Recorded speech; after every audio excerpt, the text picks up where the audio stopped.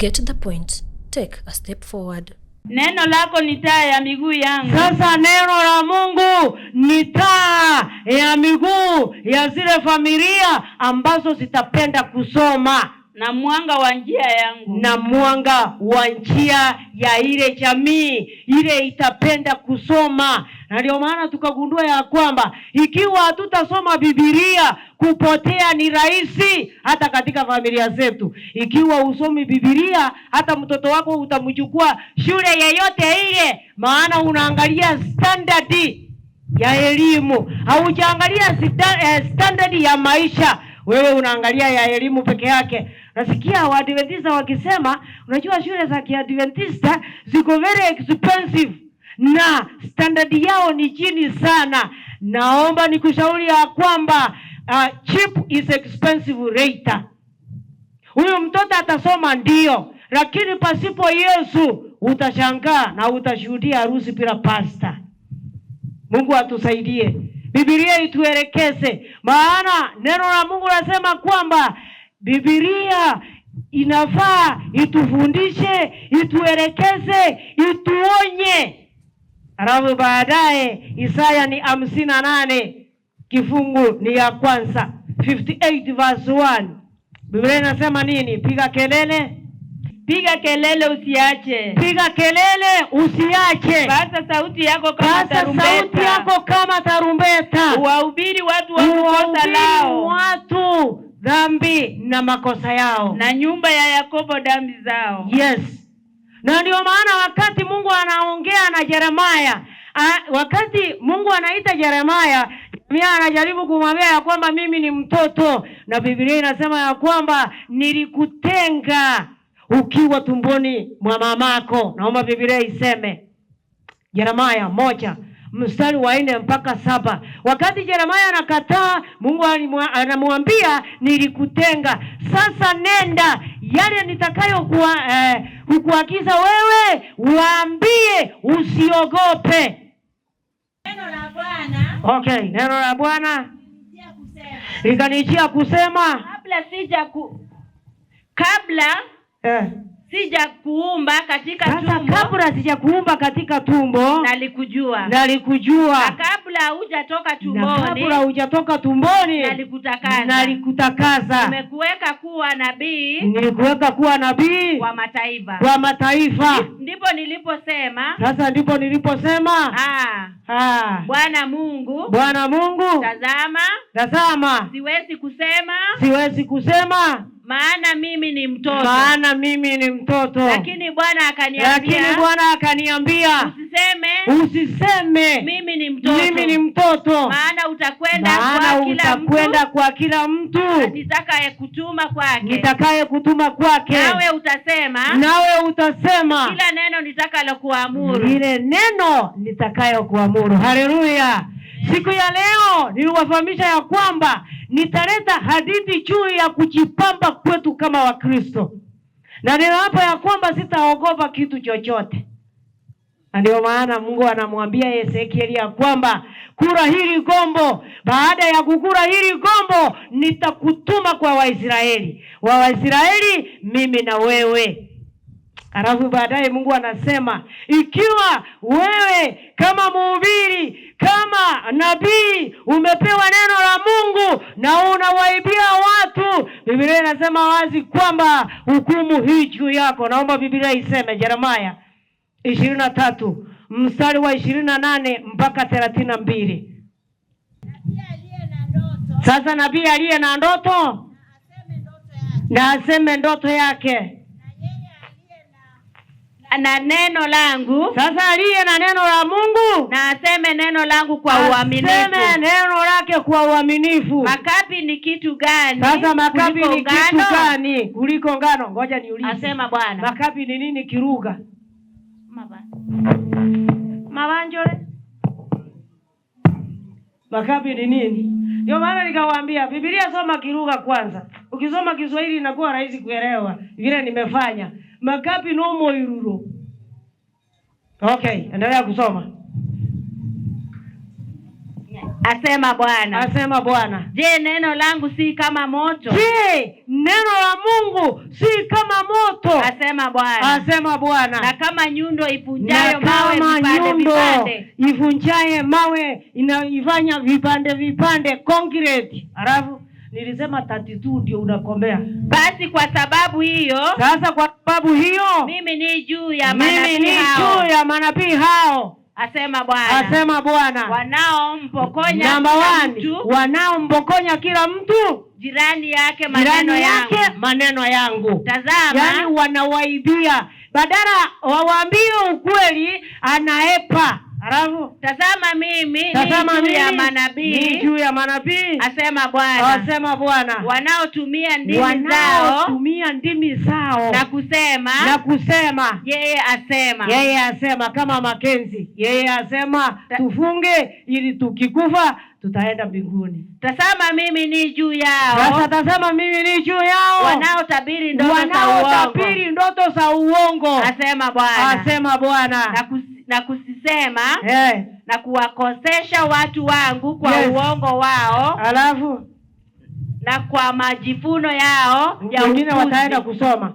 Ikiwa utasoma Biblia, hautaona tofauti kati ya manabii wa uongo na manabii wa ukweli, maana usomi Biblia. Na ndio maana mtu anaamua kwenda Mombasa, maana anaenda kutafuta maisha huko, na ni kwa sababu haujawahi soma Deuteronomy 13. Ujue ya kwamba manabii watatukia, sio manabii wa Mungu. Na yani akitabiri atakwambia yale maneno na utayaona, lakini Biblia inasema wazi kwamba ukishaona hayo maneno, jiulize, je, huyu nabii anamwabudu Mungu wa wapi huyu? Naomba Biblia iseme Deuteronomy 13 verse 1. Deuteronomy ni kumbukumbu la Torati 13 mstari wa kwanza na wa pili. Biblia iseme, nasema kukizuka katikati yako nabii, katikati yako nabii au muotaji wa ndoto akikutolea ishara au ajabu. Ikatukia hiyo ishara au hiyo ajabu, yani akikwambia ya kwamba as it is goes by, mume wako ataoa, na ukianza kufanya uchunguzi upate ya kwamba kumbe mwanaume aliama day school akaenda boarding kitambo, hayo utayaona. Lakini Biblia inasema ufanye nini? Aliyokuambia akisema. Sasa ikiwa alikuambia na umeona kwa ishara akisema na tuifuate miungu mingine. Sasa tuifuate miungu mingine hii ya kuona na kusema, hii yenye ishara usiyojua. Tuitumikie hiyo. Sasa tuitumikie hiyo. Wewe usiyasikize maneno ya yule nabii. Mungu atusaidie tuwe watu wa kusoma, tuone tofauti kati ya manabii wa uongo na manabii wa ukweli. Manabii wa uongo hukaa mbele ya mhubiri, wanajionyesha ya kwamba wanasikia mahubiri, ile hali wanajitafutia pesa. Kwa njia gani? Akimaliza kuhubiriwa anafungua kanisa lake, neno la Mungu analipokonya, alafu anaanza kuambia watu pale tulikuwa tunapotea, sasa ukweli huu hapa. Ukitaka kuconfirm, if you want to confirm maneno hayo, unasoma Ezekiel 33 verse 30 to 33. Ikiwa wewe ni mtu wa kurandaranda, lazima uonje kila dini, na pia utakuwa msherati mbele ya Mwenyezi Mungu. Madara leo ni kujipamba unapokuja kanisani. Nilikuja kuondoa ya kwamba more especially wa mama, tumegeuza kanisa, imekuwa kama mahali watu wanaenda disco. Mama ni mama wa kanisa, lakini akiamua kuvaa, akiamua kujipamba, unashangaa na huyu mama anaenda wapi? Biblia inasema, inatoa mwelekeo, na mama anasema ndio ukweli Biblia inasema, lakini kulingana na maisha haya, unajua lazima ujipamba pambe kiasi ili mwanaume asiangalie mwingine. Naomba nikushauri ya kwamba mbwa mbaya ni mbaya. Hata ukiletea nyama ya steak uweke hapa chini, itakata mnyororo iende kutafuta ya mifupa. Haleluya. Naomba Biblia iseme. 1 Peter chapter 3 verse 3. Biblia inasema nini? na usome verse 5. Biblia inasema nini? Nasema, waje iseme. Kujipamba kwenu. Sasa wamama, kujipamba kwetu kusiwe kujipamba kwa nje. Kusiwe kujipamba kwa nje. Lazima nisonge nywele, nisuke nywele ili angalau asione yule mwingine. Lazima nivae nguo fupi kama yule kaapa, maana mume wangu namjua, anaangalia. Hata ukivaa utashangaa. Yaani kusuka nywele, kujitia dhahabu na kuvalia mavazi.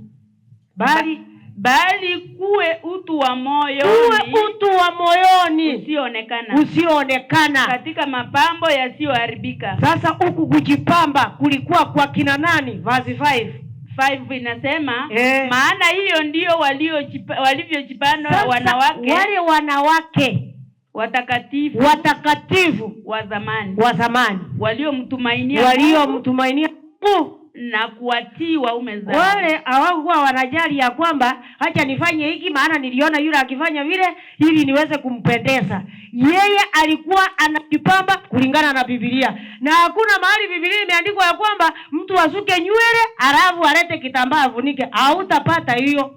Hata tukisoma 1 Timothy chapter 2 verse 9 na 10 hautapata hiyo. Kama Biblia iseme.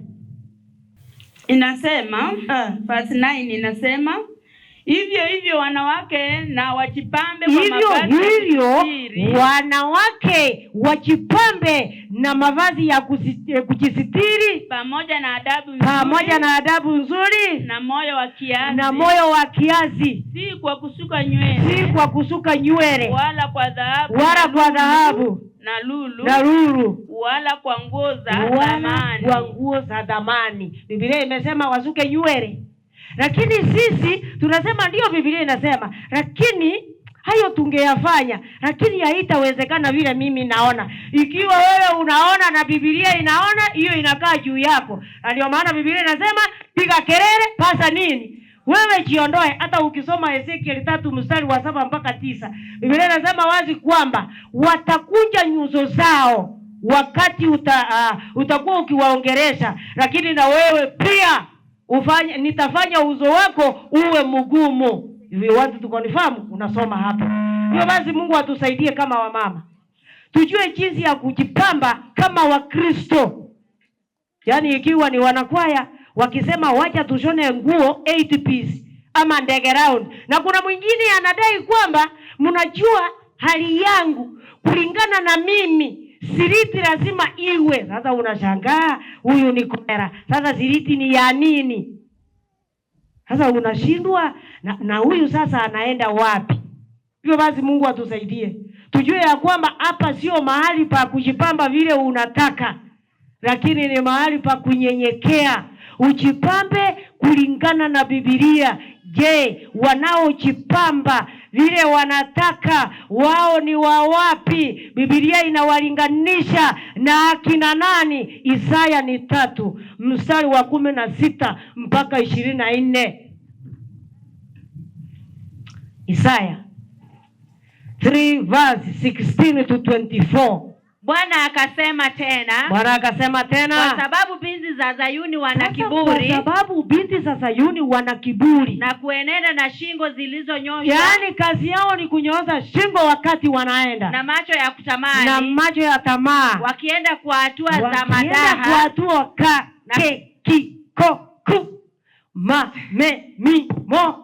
halafu na kuliza njuga na miguu yao. Halafu basi kwa hiyo Bwana atawapiga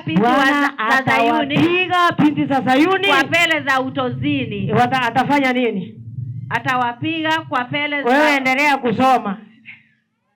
Na Bwana ataifunua aibu yao. Bwana atafunua aibu yao. Siku hiyo Bwana atawaondolea uzuri wa njuga zao na kaya zao na pete za masikio earrings na vikuku na taji zao na duzumuli na mafurungu. Sasa verse 24 hata itakuwa hata itakuwa ya kuwa badala na manukato mazuri. Sasa badala ya manukato mazuri, angesoma mpaka verse 23, ungeona mavazi, miwani, hata misipi, hayo yote ungeyaona. Sasa badala ya manukato, yani mtu anatoka nyumbani anajimwagia marashi, halafu akifika mlango wa kanisa tena anagusa kidogo, anapoingia kwa kanisa walio na allergies unasikia yani unasikia kiuliza, nani huyu tena ameleta perfume? Hajakumbuka ya kwamba meya ya kanisa anapoingia kwa kanisa lazima kanisa ijue ya kwamba amefanya nini, ameingia. Sasa Biblia inasema badala ya manukato kutakuwa na nini? Kutakuwa ufundo. Na badala ya mishipi, hata badala ya mishipi kamba, maana amekonda vilivyo zile shimo, yani hakuna mahali utafikia halafu uweze kuingiza. Na badala ya nywele zilizoshukwa sasa hizi nywele zetu zinatusumbua ya kwamba unajua kusuka ni mila na desturi, kutakuwa na nini? Upara. Kutakuwa na upara. Upara. Na badala ya kusibau, sasa badala ya kusibau mavazi ya kigunia. Mavazi ya kigunia sasa. Na kutiwa alama mwilini. Na kutiwa alama mwilini kwa moto badala ya uzuri. Mengine utaenda kusoma. Hiyo ni juu yako. Mimi langu ni kusoma. Kama Mungu anaambia Ezekieli, wewe piga tarumbeta, na usipopiga tarumbeta panga. Ukifikia mtu, damu ya huyo mtu ni dadai kwako. Sasa sitaki Mungu aje kudai damu yoyote kwangu, maana amenipatia nafasi ya kupiga kelele ama kupasa sauti. Wasichana walioko hapa, na ikiwa una msichana anapenda kujipamba vilivyo ili aweze kuonekana, ili aweze kupata mchumba, naomba nimshauri ya kwamba atashinda akitafuta mchumba lakini hatapata katika jina la Yesu. Ni kwa sababu gani? Kule kujipamba kwake wafana vijana wanalalamika, wanauliza, ikiwa huyu amejipamba hivi sasa hivi, hasa nikimuoa huyu atabadilika, atakuwa wa kijiji mzima. Na ikiwa ameleta tena kucha zingine ameweka, huyu hawezi kuvua nguo, huyu hawezi kufanya chochote, huyu nikimpelekea mamangu hata mkubali. Ikiwa vijana 10 watashinda wakisema huyu mamangu hawezi kumkubali, sasa ile sura ya kutabasamu inaendelea kuisha ama inaendelea kukua? Naomba Biblia iseme 4 mstari wa 30 Jeremiah. Hiyo ni ya wasichana. 4 mstari wa 30. Na wewe utakapotekwa utafanyaje? Utapojivika mavazi mekundu, utapojipamba mapambo ya dhahabu, uchapojitia wanja majoni. Hapa anaonekana kama picha inayotoka ng'ambo, kumbe ni mtu aliye hai hapa. Halafu unajifanya kuwa mzuri bure. Wapenzi wako sasa yeye ako na wapenzi, sio mpenzi. Siasa lot of lovers wamefanya nini? Wanakudharau. Wanakutafuta roho yako. Ni kwa sababu gani? Ni wengi. Ndio maana huwa anasikia msichana fulani aliuawa akaachwa kwa mtaro. Ni kwa sababu gani? She had a lot of lovers. Yo basi sio rahisi kuolewa. Tashinda ukiomba, lakini unless ubadilishe hiyo njia yako. Na kuna baadhi ya wamama si wa hapa na sio wengi. Yaani mama anaamua kuvaa nguo, hata yeye wakati anatembea anajisikia ya kwamba ni ndogo, lakini inabidi kama ibada. Na saa zingine ni mwanakwaya, ameamua kuvaa nguo. Wamama we have 6 senses. Elda ndio huyu anajipanga hapa kwa matangazo baada ya kwaya kuimba. Mama anasimama hapa nyuma. Unajua mikisa inapoimba lazima kama binadamu lazima utingize kidogo, alafu baadaye elder ndio hiyo anajitayarisha kwa matangazo kwa ajili ya kujipamba kwako kubaya. Inabidi elder aanzie tangazo la 10 badala ya kuanzia tangazo la kwanza. Nani amesababisha haya? Kujipamba kwako kubaya. Alafu baadaye unasema maelders hawa hawana tabia. Hapana. Like churches repel and unlike churches do what? Attract. Hiyo ni juu yako. Hiyo ni juu yako ikiwa umekuja kutembea kanisani. Lakini walio wa Mungu lazima waende kulingana na Biblia katika jina la Yesu. Na kuna baadhi ya viongozi, elders, hata pastors, unapata ameamua kunyoa denge. Ndevu zake amefanya trimming. Sasa unashangaa na huyu mbona hajasoma Leviticus 19 verse 27 na mbona hajasoma Leviticus 21 verse 5? Naomba Biblia iseme. Leviticus ni mambo ya Walawi 19:27. Yes. Inasema, acha iseme. Msinyoe denge. Pembe za vichwani. Wala msiharibu pembe za ndevu zenu. Sasa mbona mnaharibu pembe za ndevu? Yaani anafanya dreaming. Alafu wengine leo wanaacha hapa chini hapa. Sasa anakaa kama huko tukiwa Kisii kuna ile gore nyaronyo. Sasa unashangaa huyu kweli anavaa kuwa kiongozi huyu? Ataongoza nani huyu? Unajua watoto wanapoangalia kiongozi unasikia wakisema na mimi nikikuja kuwa mkubwa nitanyoa nywele yangu kama elder fulani, kama pastor fulani. Sasa ile hali pastor na yeye amenyoa vingine. Mungu atusaidie. Na kuna baadhi ya vijana yani anaamua anafanya kucha zinakaa ndevu, hata nywele inakaa ndevu. Wewe ni Nebukadnezar. Wewe usijide ukiuliza mimi ni nani. Ikiwa kucha zako ni ndevu, wewe ni Nebukadnezar. Naomba Biblia iseme 4 verse 33 Daniel 4:33 inasema. Waje iseme. Inasema na ndio iko. Saa hiyo hiyo.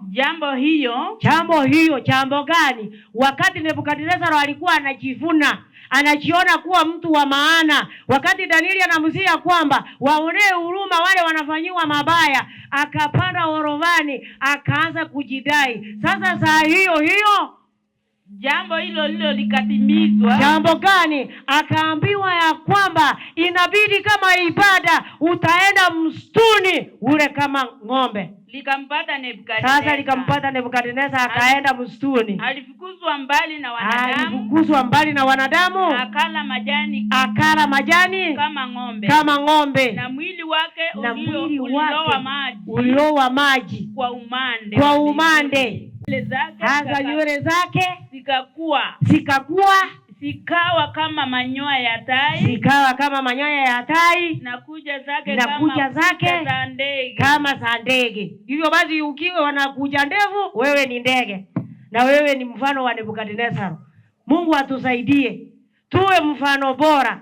Wakati wengine wanatuangalia waseme ya kwamba hakika Yesu amewaponya, Yesu amewapata. Ikiwa hatutakuwa na tofauti, sasa hatutakuwa mvuto na wengine hawatakuja. Na ikiwa watakuja na zile tabia zao, waendelee nazo, maana na sisi watatupata na tabia zetu zingine. Biblia ituelekeze. Kuna baadhi ya wasichana hawataki kujipaka mafuta. Yaani anataka uso wake uso wa kukwarakwara huko Kisii tunasema kama ng'ombe ambayo imekuliwekeka.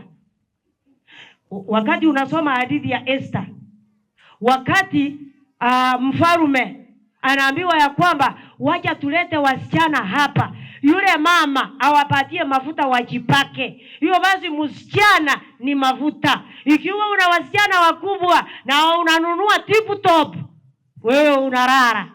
Ikiwa msichana amefika umri wa nice and lovely, gold touch, nunua. Usiponunua atanunuliwa. Halafu baadaye utaona certificate ya hiyo mafuta. Nunua mafuta. Esther 2 mstari wa 3. nunua mafuta. Ndio maana jana nikawaambia, ikiwa na wewe ni mwanamke ambaye umejiajiria, unasema ya kwamba unajua wakati nilikuwa natafuta soko ndio ilinibidi nikawa mrembo. Sasa wakati nimemaliza soko hakuna haja ya kujipamba. Nikawaambia ikiwa soko iliisha Naroko, Bometi pia kuna nini? Kuna soko. Na utashangaa.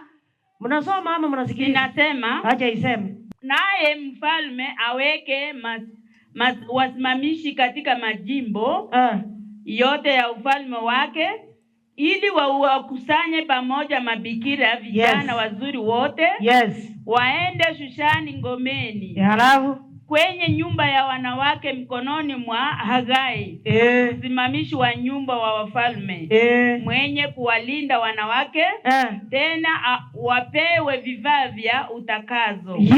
Naye yule msichana atakaye mpendeza mfalme. Hiyo basi, ili msichana aweze kupendeza lazima ajipake nini? Na awe na wanaume walioko hapa, ikiwa unataka bibi yako akupendeze lazima ajipake nini? Sio tip top. Swali, wanaume mlio hapa, hebu nione wale ambao wananunulia bibi zao mafuta. Ngango bali bakora. Au unataka tu uone akipendeza? Na atajipendeza kutoka kwa mwingine. Sasa anawapendeza wawili. Edapodira. Ikiwa urunui na unataka kupendezwa, haya yatatendeka. Mafuta lazima yanunuliwe. Urembo ni gharama. Ukiona viarea, jua vimefanya nini? Kai. Mungu atusaidie. Tukikuja kanisani, tofauti iwe na wale tulio ndani ya kanisa.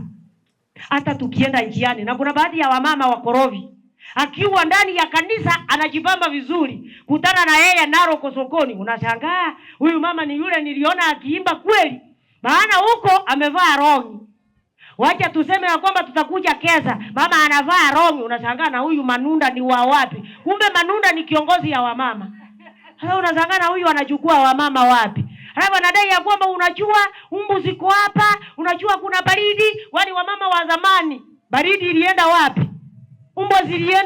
Hizo umbwa zako unadai zilienda wapi? Ile hali ya hujasoma Deuteronomy 22 verse 5, hiyo itabidi uvae rongi. Ukivaa na miwani ile tulisoma Isaya, halafu uvae maziki, ulete kofia uvae, hata tukikutana sitajua ni yule alikuwa anaimba. Yaani kara mchanja, sungura, kinyonga, akiwa kanisani anaenda mbinguni, akiwa huko nje mtu wa mataifa. Ndio maana Yesu kupitia Yohana anasema kanisa ya Laodikia, huu baridi huu moto, yaani kanisani ni kiasi na dunia ni kiasi. Hasa Mungu anasema ya kuwa atakutabika. Mungu atusaidie. Ikiwa haya maneno ulikuwa hujayasikia na umeyasikia na mbingu imeshuhudia, ukiendelea kuyatenda, yafuatayo ndio yatakupata. Nahumu